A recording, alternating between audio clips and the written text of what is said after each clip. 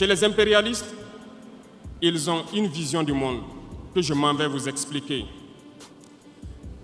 Le monde se résume en un triangle pour eux.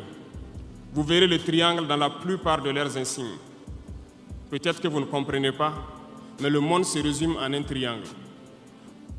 Pour eux, au sommet du triangle se trouve l'empire du bien. Et l'empire du bien, c'est eux. C'est la prospérité, c'est tout ce qui est positif. C'est eux qui ont droit à tout ce qui est bonheur sur ce monde. C'est eux qui ont droit à toutes les richesses. C'est à eux d'imposer leur manière de voir le monde. C'est à eux d'imposer leur vision, leur mode de vie. Voilà pourquoi, pendant la colonisation ou leur conquête, je dirais, ils venaient vers nos terres et ils disaient qu'ils ont découvert nos terres parce que pour eux, nous sommes des sauvages. Nous n'avons rien de comme eux, en fait. Donc, ils nous appelaient des indigènes. Et c'est eux, le peuple. Ils s'arrogent tous les droits. Et pour eux, le monde doit marcher comme ce qu'ils veulent. C'est simple. Je prendrai quelques exemples. Regardez à travers leurs films. Ils ont préparé l'esprit de leur peuple pour les faire comprendre qu'ils sont les meilleurs. C'est eux qui doivent tout posséder. Vous ne direz pas le contraire. Dans tous leurs films qu'ils propagent, vous trouverez toujours les méchants. Ce sont soit les Russes, soit les Sud-Américains, soit les Noirs qui jouent les mauvais rôles de trafiquants de drogue, de proxénètes, de trafic d'humains, jusqu'à un passé récent, bien sûr. Vous trouverez les Arabes qui jouent le rôle des terroristes. Voilà un peu comment ils perçoivent le monde. À la base du triangle, il y a deux empires. D'un côté, l'empire du mal, selon eux, et l'empire des esclaves de l'autre côté. Voilà comment ils voient le monde. Qui est-ce qu'ils appellent l'empire du mal? Ceux dont je viens de citer tout de suite l'origine, et je vous ai dit de remonter le temps. Allez-y lire, vous comprendrez pourquoi ils sont l'empire du mal à leurs yeux. Ils combattent l'empire du mal. Pour eux, l'empire du mal doit disparaître. Pour eux, l'empire du mal incarne le diable.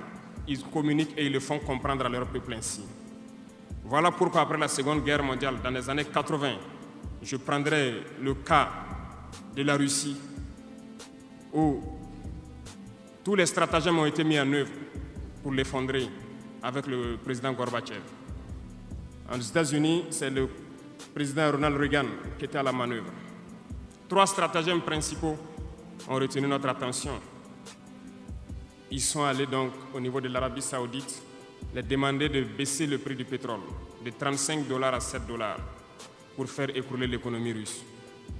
Parallèlement à cela, le deuxième stratagème, n'oubliez pas quelque chose. Ces mêmes personnes qui viennent de quitter l'Afghanistan, soit disant qu'ils combattaient les talibans ont été reçus par le président Ronald Reagan à la Maison-Blanche. Ils ont été armés par la CIA. Les fameux missiles Stinger, Sol-Air, ont été livrés aux talibans pour combattre les Russes. Et plus tard, ils viennent supposer les combattre. Allez-y comprendre. Le troisième stratagème, c'était un bluff. Le projet IDS, Star Wars. Lisez, vous comprendrez pourquoi ils ont amené le président Gorbatchev à créer le projet Paulus qui a enfoncé la Russie. Une fois que la Russie s'est effondrée, ceux qui se prétendent être de l'empire du bien ont commencé à jubiler, jusqu'à ce que vienne cette équipe avec Vladimir Poutine pour essayer de remonter la Russie en surface.